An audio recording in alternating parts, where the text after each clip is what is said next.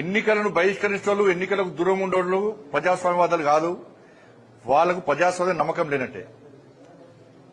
మాకు క్యాండిడేట్ లేని ఉంటారు. వీళ్ళకు ఎమ్మెల్సీ ఎన్నికల్లో క్యాండిడేట్ లేరు. వీళ్ళకు ఇప్పుడు హైదరాబాద్ లోకల్ బాడీ ఎన్నికలు కూడా క్యాండిడేట్ లేరు. ఎమ్మెల్సీ ఎన్నికల్లో ఈ ఎమ్మెల్సీలు కూడా మరి క్యాండిడేట్ లేని పార్టీలు ఎందుకు ఇవాళ? వీళ్ళు వచ్చి 10 సంవత్సరాలు అధికారం చెలాయించారు. కాంగ్రెస్ పార్టీ అధికారంలోకి వచ్చి 15 నెలలు అయింది. ఇలా క్యాండిడేట్ల కరువేరు. క్యాండిడేట్ కరువైన పార్టీలు రేపు ప్రజలకు ఏ విధంగా సేవ చేస్తాయి?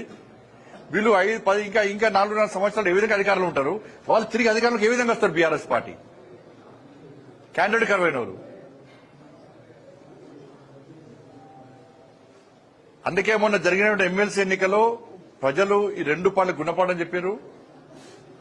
ప్రజాస్వామ్యం మీద నమ్మే పార్టీ భారతీయ జనతా పార్టీ, ప్రజాస్వామ్యబద్దంగా వివరించే పార్టీ భారతీయ జనతా పార్టీ కాబట్టి ప్రజలు బీజేపీ ఓటేసి గెలిపించారు.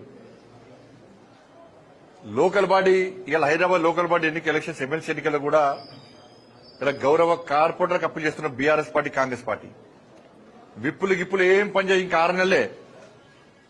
మీరు మీ అధిష్టానాలు కాంగ్రెస్ పార్టీ కానీ బీఆర్ఎస్ పార్టీ కానీ మీ అధిష్టానాల మాటలు నమ్మి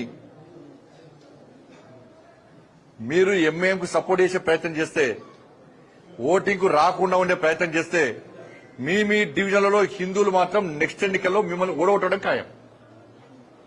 మీ రాజకీయ భవిష్యత్తు మొత్తం సర్వనాశనం అవుతుంది. ఇంకా 6 నెలల కోసం మీరు చూస్తారా?